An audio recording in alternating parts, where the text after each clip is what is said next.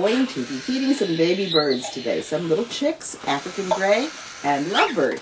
And we're starting with some nice clean equipment and some very hot water. Hottest water from the tap.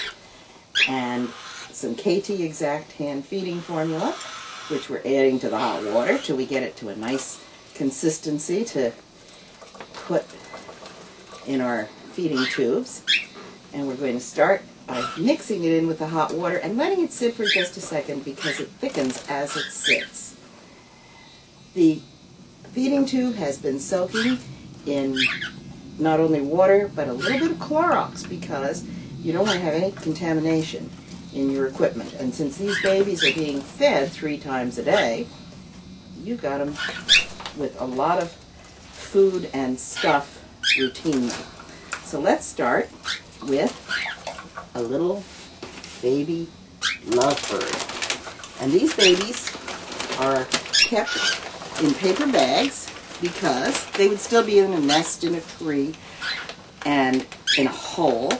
And so by putting them in a paper bag on paper towels, they stay nice and clean because we're going to put them from the bag they've been in directly into a new clean bag.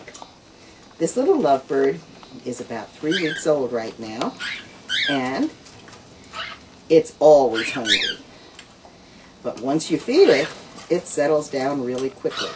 Because his mouth is so small, we're using a little eyedropper, and he eats very quickly. They swallow once they feel the warm food, and temperature is important. That's why I use the hottest tap water, because that way I know by the time the food is added, it's going to be cool enough for the baby to not have his little crop burned.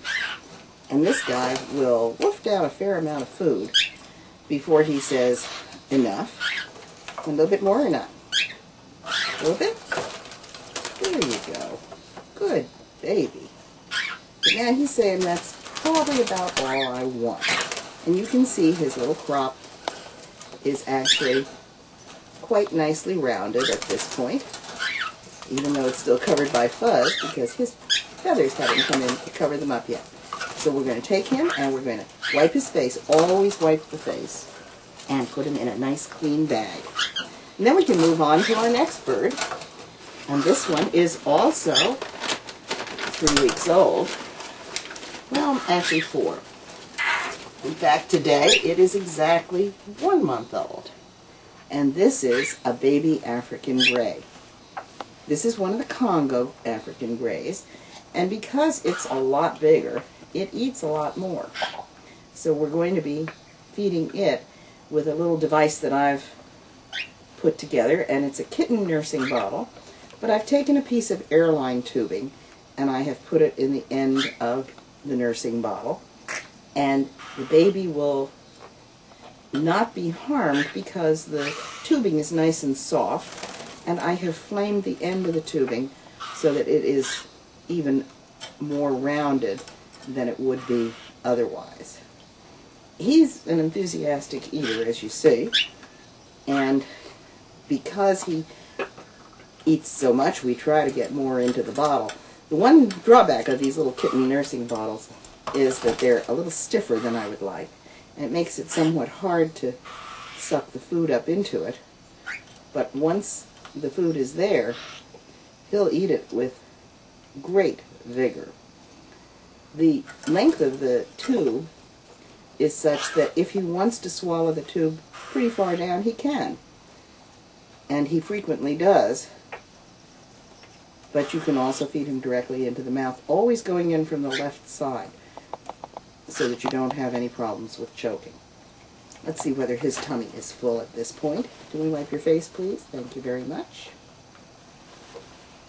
And let's see how stuffed your little tummy is. Well, pretty good. He already had 1 meal this morning, so this is his 2nd meal. And he's on 3 to 4 meals a day. And you can see how much food has gotten into his little tummy. Once these guys, he's going into a clean bag also, not the same one with the lovebird, however. Once you have babies that are feathered and out of the nest, then feeding them is a little different than it is when they're in a paper bag. And so we have some baby cockatiels. Now these cockatiels are 5 weeks old.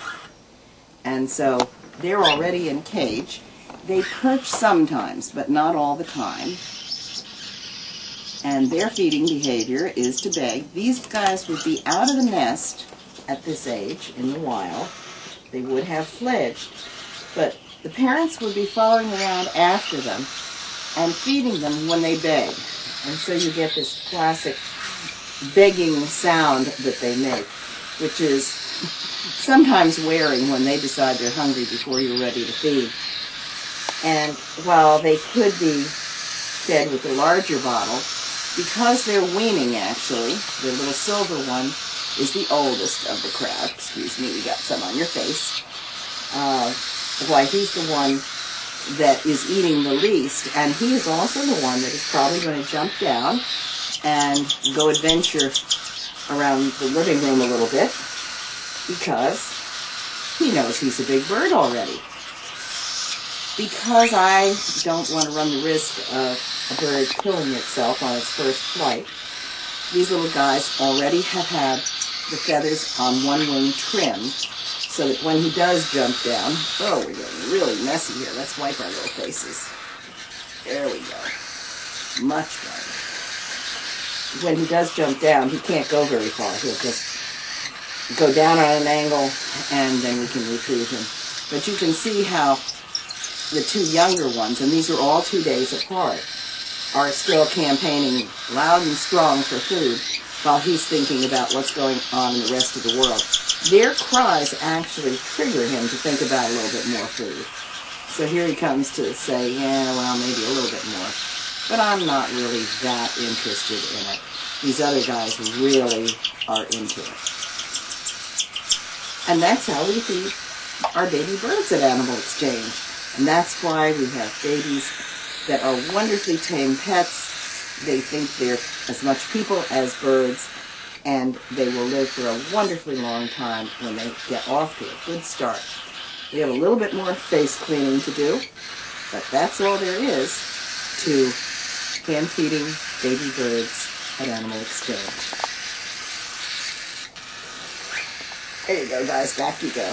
This cage is particularly nice because you can actually get them back in very easily by just pulling the door up.